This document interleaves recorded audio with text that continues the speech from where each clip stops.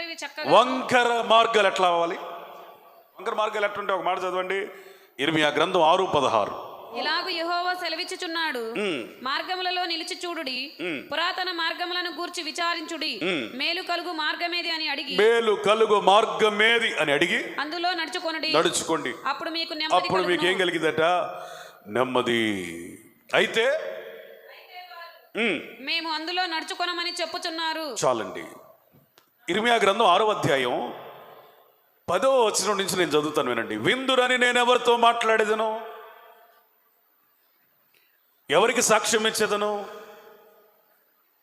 వారు వినుటకు తమ మనస్సును సిద్ధపరచుకొనరు గనక వినలేకపోయిరి. ఇదిగో, వారు యెహోవా వాక్యమందు సంతోషము లేని వారై దానిని తృణీకరిస్తారు. వంకర మార్గాలు కలిగిన వాళ్ళ లక్షణాలండి. చెబుతా, మీకు వివరణ చెబుతా.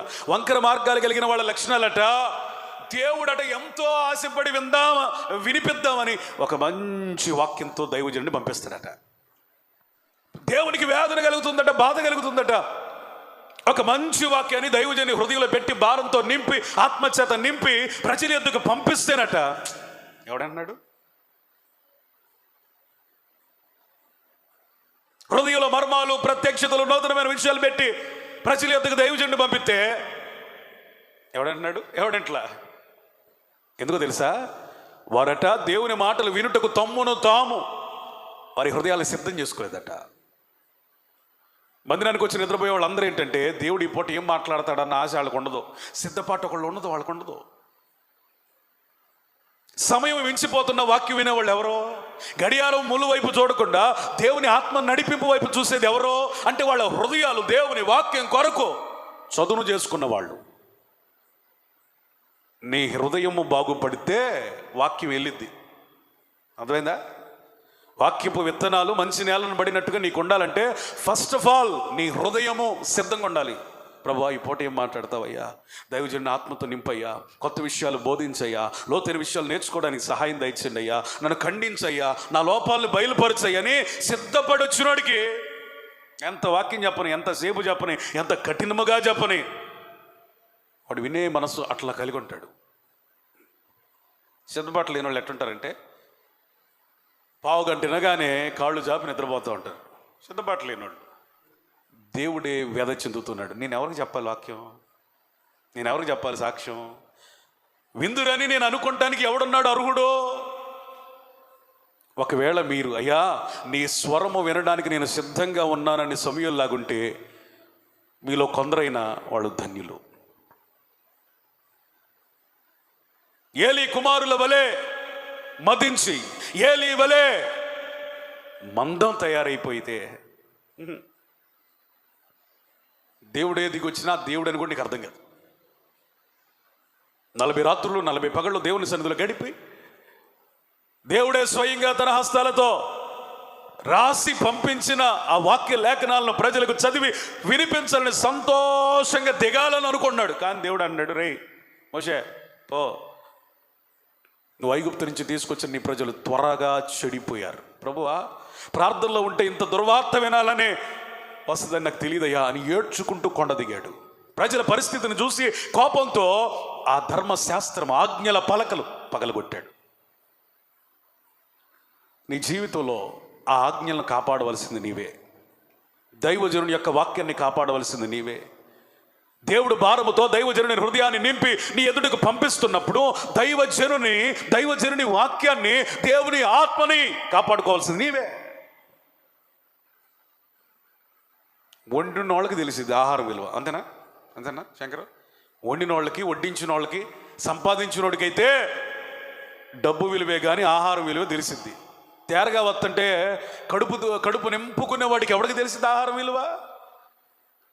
రోజు వాక్యం చదివే వాళ్ళకి, పాస్టర్ గారు వాక్యం కోసం ఎంత ప్రయాసపడుతున్నారో వారికి అర్థమైంది. కనీసం రోజుకు ఒకసారి బైబిల్ ముఖం చూసేవాడికి పాస్టర్ గారి భారం అర్థమైందండి. ఆదివారం నువ్వు దుమ్ము దులుపుకొని వచ్చే క్రైస్తవుడు అయితే నా బాధ నీకేమర్థమైంది, నా కన్నీరు నీకేమర్థమైంది, దేవుని వ్యధ నీకేమర్థమైంది, ఆత్మ నడిపింపు గురించి నీకే అవగాహన ఉంటుంది? దేవుని వాక్యం కొరకు సిద్ధపడండి. దేవుని వాక్యం కొరకు సిద్ధపడేవాడు దేవుని రాకడ కొరకు సిద్ధపడుచున్నాడు. దేవుని వాక్యం అంటే లక్ష్యం లేనోడు వంకర మార్గాల్లో నరకానికి పోయేవాడు. అది విశాల మార్గమే, కానీ తిరిగి తిరిగి తిరిగి ఎక్కడికి పోయిందంటే నరకానికే. ఇది కొంచెం ఇరుకుగా ఉంటుంది కానీ స్ట్రైట్. స్తోత్రం చెప్పండి. తిన్నగా పరలోకానికి వెళ్తావు. కొట్టు చప్పట్లో. హల్లెలూయా, హల్లెలూయా. ఇరుకు మార్గంలో తిన్నగా పరలోకం వెళ్తావా, వంకర మార్గంలో విశాలంగా పోయి నరకానికి పోతావు. నీ ఇష్టం. ఎవరికి చెప్పాలి నేను అని బాధపడుతున్నాడు దేవుడు.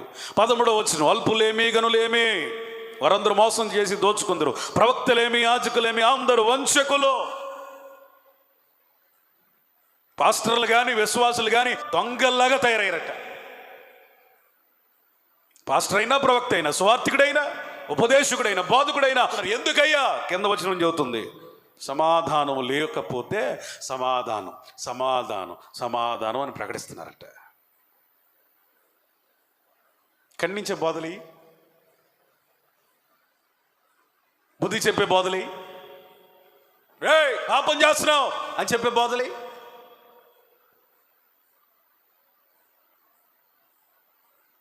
బాప్తిస్మం ఇచ్చి యోహాను ఆ రాజు దగ్గరికి వెళ్ళారే, మీ సహోదరుడి భార్యను ఉంచుకున్నాం పాపం అంటే కొన్ని నెలలు బ్రతకగలిగాడు.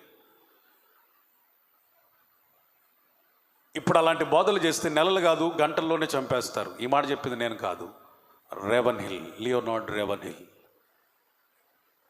అంటే ఈ దినాలు ఎట్లున్నాయి? అప్పుడు కంటే ఇంకా కఠినంగా తయారైనాయి. ఇప్పుడు జనాలకి దీవెన దీవెన దీవెన దీవెన దీవెన దీవెన దీవెన, ఆశీర్వాదం ఆశీర్వాదం చెప్పడం తప్పు కాదు సందర్భోచితంగా. కానీ కొన్ని సంఘాలకు వెళ్తే నీవు 365 రోజులు వెళ్ళినా, 52 వారాలు పాల్గొన్నా, వాళ్ళు చెప్పేది ఒకటి, God bless you my sister. పాపాన్ని ఒక్కసారి కూడా చెప్పడు పనికి మళ్ళాడు. అన్నయ్య నేను పాపంలో ఉన్నాను అన్నయ్య, నాకు బాధ కలుగుతుందన్న. దేవుడు ప్రేమమేడమ్మా, అంతేగాని అమ్మా సరి చేసుకో, బాగు చేసుకో. దేవుడు రాబోతున్నాడు. యేసు ప్రభు దగ్గరికి పాపాత్మురాలైన స్త్రీ వచ్చి పశ్చాత్తాపడి కన్నీరు విడిచినప్పుడు ఏమన్నాడు? శిక్ష అయితే వేయలేదు కానీ ఒక మాట చెప్పాడు. ఏం చెప్పాడు? ఇక నువ్వు పాపం చేయొద్దు, నో మోర్ సిన్. ఇప్పుడు చెప్పట్లా చేసుకో, పాపం చేసుకో, పాపం అధికమయ్యే కొలది కృప దిగి వచ్చిందే అనే బోధలు ఉన్నాయి. దేవుని రాకడ వస్తూ ఉంటే దేవుని రాకడ కొరకు సిద్ధపడుతూ సిద్ధపరిచే సేవకులు లేరు. అంత బోధలు, పనికి మాలిన బోధలు, సంఘానికి క్షేమం కానీ విషపు బోధలు. ఇప్పుడు జనాలకు కూడా ఏ బోధలు కావాలంటే ఎట్లాంటి దేవుడు నిన్ను దీవిస్తాడు, ఆశీర్వదిస్తాడు, అది ఇది, గద్దింపు లేదు, దేవుని రాకడ లేదు, యేసయ్య సిలువ త్యాగం లేదు, హెచ్చరింపు లేదు, నీ జీవితాన్ని సరిచేసే ఖండితమైన కఠినమైన ఖచ్చితమైన ముక్కుసూటి నిర్మోహమాటమైన ఒక్క మాట కూడా లేదు. నేటి సేవకులు ఎవరో తెలుసా? మట్టి గోడకు వెండి పోత పూసేవాళ్ళు. గోడ ఏమో మట్టిది, పోతుంది, ఆహా ఏముందిరా గోడ. ఉజ్జీవపు వర్షం వస్తే అలాంటి సేవకుడు కానీ, సంఘాలు కానీ, విశ్వాసులు కానీ ఒక్కడ గోడ నిలవబడ్డు. ఈరోజు నా తాపత్రయం, నా రోషం, నా పౌరుషం దేవుడు ఎందుకని ఇక్కడ నిలబెట్టాడంటే, మీలో కొందరినైనా ఆ ఉజ్జీవపు అగ్నికి, ఉజ్జీవపు వర్షానికి మంటి గోడల వలె కాక రాతి గోడల వలె నిలబెట్టాలని. స్తోత్రం చెప్పండి, స్తోత్రం చెప్పండి. వర్షానికి కరగని గోడవై, అగ్నికి కాలని గోడవై, నిర్మాణానివై ఉండాలనే ఈ కఠినమైన బోధలు. స్తోత్రం చెప్పండి. హల్లెలూయా. నీకు ఇక్కడే అవకాశం. ఈ వంకర మార్గాలను విడిచిపెట్టు. వాక్యం కొరకు నీ హృదయాన్ని సిద్ధం చేసుకో. వంకర మార్గాలు అనగా అబద్ధ బోధలు ఏవో గుర్తించు, అబద్ధ బోధకులు ఎవరో గుర్తించు, వాళ్ళ నుంచి వైదొలుగో. 15 వచ్చిన వారు తాము హేయ క్రియలు చేయుచున్నందుకు సిగ్గుపడవలసి వచ్చను కానీ ఏమాత్రం, చెప్పండి, వంకర మార్గాల గురించి చెబుతున్నా, సిగ్గుపడాల్సిన విషయాలు అతిశయిస్తారట. వ్యభిచారం చేసిన సంతోషంగా జీవితాన్ని గడుపుతారు, జాగ్రత్తలో ఉన్న అతిశయిస్తారట. వాళ్ళ జీవితాలలో పరిశుద్ధ మార్గాలు లేకపోయినా ఉప్పొంగుతారట, నీతి లేకపోయినా ఉప్పొంగుతారట, నియమం లేకపోయినా ఉప్పొంగుతారట. దేవుడు గద్దించిన పట్టించుకోరు. దేవుడు గద్దించు నరుడు ధన్యుడు అని యోబు తన పుస్తకంలో వివరిస్తున్నాడు.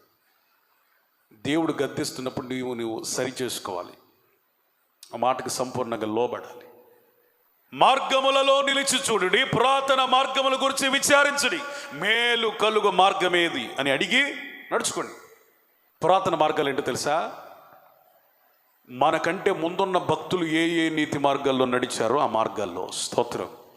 అబ్రహాము, ఇస్సాకు, యాకోబు, మోషే, యోసేపు, ఏలియా, ఎలీషా, పాత నిబంధనలు దావీదు, దానియేలు, నెహెమ్యా, ఈ భక్తుల జీవితాలలో మనకేం కనపడతాయో తెలుసా? ఈ పురాతన మార్గాలే. కానీ చెప్పండి, నీతి మార్గాలు, పరిశుద్ధ మార్గాలు. మార్గాలు పాతయే, కానీ ఇవే మార్గాలు కరెక్ట్గా నిన్ను నిత్య జీవానికి తీసుకువెళ్ళే మార్గాలు. స్తోత్రం. Praise the lord. మార్గాలు పాతవే కానీ పనికిరానివి కాదు, నిష్ప్రయోజనమైనవి కాదు. ఇవి ఇప్పటికీ అవసరమైన మార్గాలు. ఒక్కొక్కళ్ళ జీవితంలో నుండి ఒక శ్రేష్టమైన పాఠానికి దేవుడు మనల్ని పిలుస్తాడు. నెహెమ్యా గురించి చదువుతూ ఉంటే ప్రజల ఎడల ఎలా భారంగా ఉండాలో తెలుస్తుంది.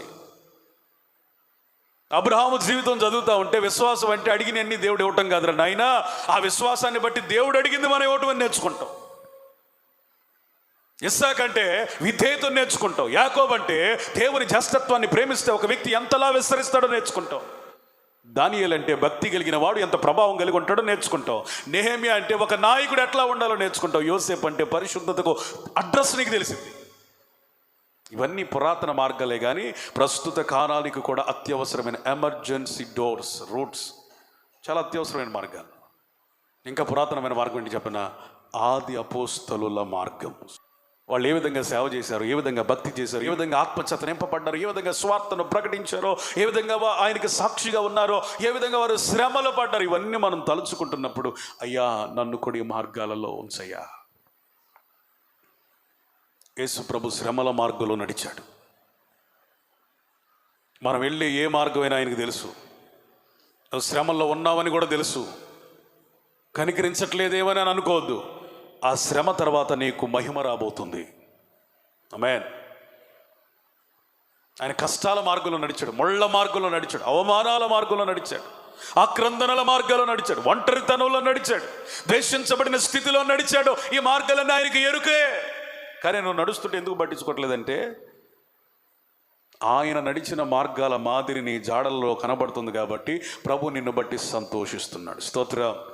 నా యేసు వెళ్ళిన మార్గములేనని అవమానములైనా ఆవేదనలైనా, నా యేసు వెళ్ళిన మార్గములేనని అవమానములైనా ఆవేదనలైనా, నా యేసు కృప నుండి దూరపరచలేవని, నా యేసు దూరపరచలేవని ఆగిపోను నేను, సాగిపోవచ్చున్నాను. ఆగిపోను నేను, సాగిపోవచ్చున్నాను. పోరాటం, ఆత్మీయ పోరాటం, చివరి శ్వాస వరకు ఈ పోరాటం ఆగదు. సాగిపోవచ్చున్నాను సిలువను మోసుకొని నా గమ్యస్థానానికి. స్తోత్రం చెప్పండి. ఇరుకు మార్గమున ప్రవేశించడానికి మనం ఏం చేయాలంటే పోరాడాలి. ఇరుకు మార్గమున ప్రవేశించటం అంటే ఒక మాట చెప్పనా? ఇష్టమైన సినిమా లేదా ఇష్టమైన హీరో యొక్క సినిమా విడుదలైంది అనుకోండి,